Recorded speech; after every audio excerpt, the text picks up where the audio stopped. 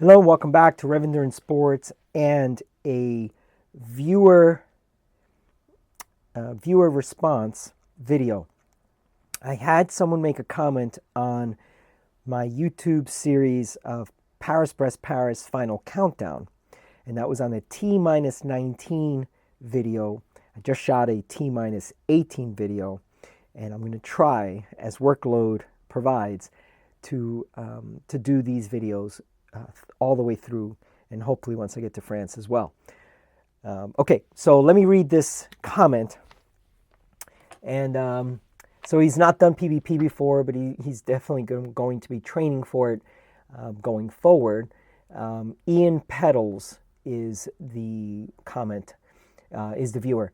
These videos are excellent, and I can definitely attest to mistakes being the best learning coaching. Okay, so here's the comment I wish to, or the part of the comment I wish to make a comment on. I'd love to know if any consideration has been taken when stopping for food, pastries, as the food in France contains a higher butter fat content. Is incorporating more fat into your diet something you or other riders have done beforehand to assimilate the gut? It's a great question because, I'm 57, about to be 58, and today's August 1st, so in another month. And in our household, there was country crock, and there was all this fake butter and margarine and all these weird things that were trying to replace butter. But we now know that butter is good for you. We now know that fat does not make you fat. There's vegetarians out there, and then there's vegans, and they don't do butter or animal products or these kinds of things. So I'm a carnivore. I eat mainly red meat.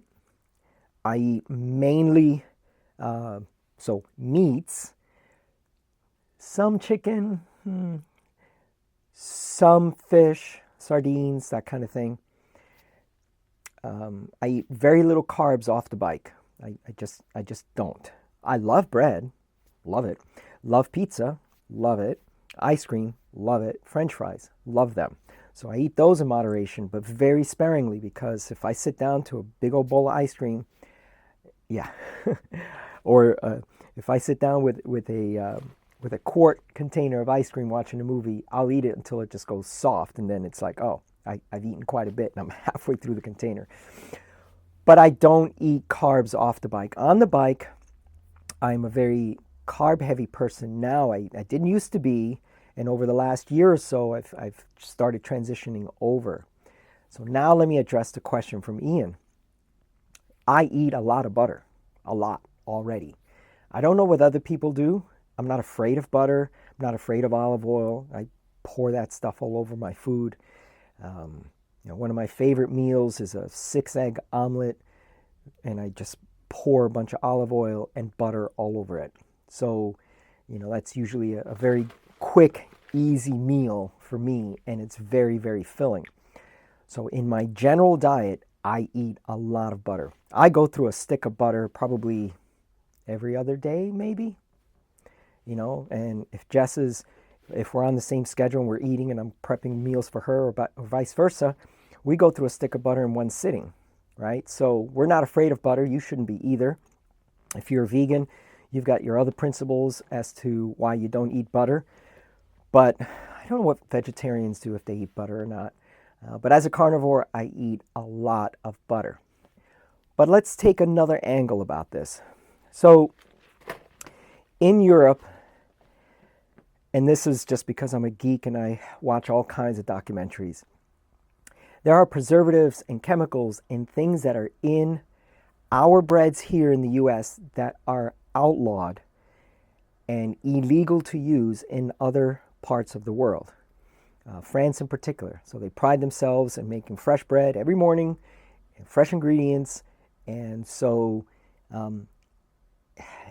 in my opinion, the bread there is better than the bread here. So maybe it's a shock to your system that you're You've been eating these breads with all these preservatives, and now you eat fresh bread over there, kind of like the reverse of what would normally happen. I don't know. But yes, the butter content might also cause an issue. Bile and these kinds of things are associated with, transporting and digesting fats. And if you're not used to it, you'll have loose bowels and you'll be, in a porta potty somewhere trying to sort yourself out. So I don't know that anyone preloads on higher fats. I mean, you should be eating higher fats. My diet predominantly is fat and protein. I barely eat any carbs unless I'm on the bike. And we'll touch on that briefly because everyone's always asking for nutrition advice. Everyone is so different. I can't give you specific nutrition advice because I don't know what you really will need. You have to experiment for yourself. So personally, I created this product basically for me, but this is a carb-only product. There are no electrolytes. There's no protein. There's no fat. There's no nothing in there. In the past, I used to have a protein powder. Well, it was a full meal deal, so it had protein, fat, amino acids. Excuse me, I have a cold. Today's Tuesday. I have a final race this Saturday. It's a 100-miler with 8,000 or 9,000 feet up in the mountains. So that's my last check ride before PBP. So today's Tuesday. Let's hope I feel better by Saturday. But I'm very high carb now. And that's just on the bike. And I'm shooting for no less than 75 grams of carbs. So that's 300 calories per hour.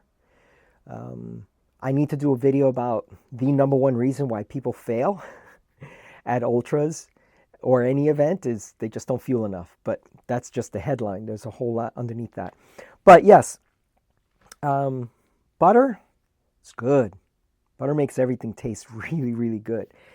If you ever get a chance to watch a video on how croissants are made, it is butter with a little bit of flour, right? I'm sorry. Butter with a little bit of flour mixed in, and then they throw some chocolate in there. So maybe that's why it's so rich for some folks that their stomach maybe turns, and I feel bad for them because butter is very good. Croissants taste delicious. They're very high caloric density thing. And when you're riding these long distances, you don't want to eat a banana that's only, that takes up this much space in your back pocket and only gives you 70 calories. And doesn't give you any fat because remember, you're doing these ultra events at a very low intensity. You're not riding at zone 3, zone 4. You're not sprinting up a roller at zone 5. You're riding in zone 2, fat metabolism, max fat metabolism zone 2. And you're riding, and you're riding, and you're riding, and you're riding, and you're riding. For, 84 hours. I'd like to finish in 84 hours, right? Because that's, I believe that's the middle group. There's an 80-hour group, 84-hour group, 90-hour group. I'd like to finish, but if I could finish sooner, I'd definitely like to. The biggest time sucks are going to be getting in and out of controls because there's 6, 7, 8,000 people on the course. You may pull into a control, there may be 2,000 people there. So you're trying to get your brevet card stamped. You're trying to go to the bathroom, you're trying to get water, you're trying to get all these other things and get back on the road.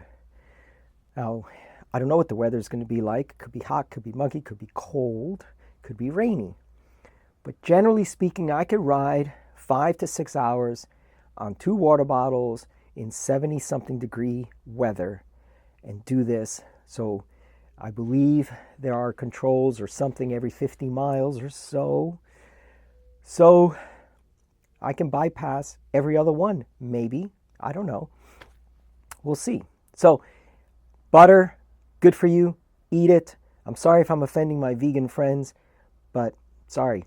The science is there. Butter is good for you.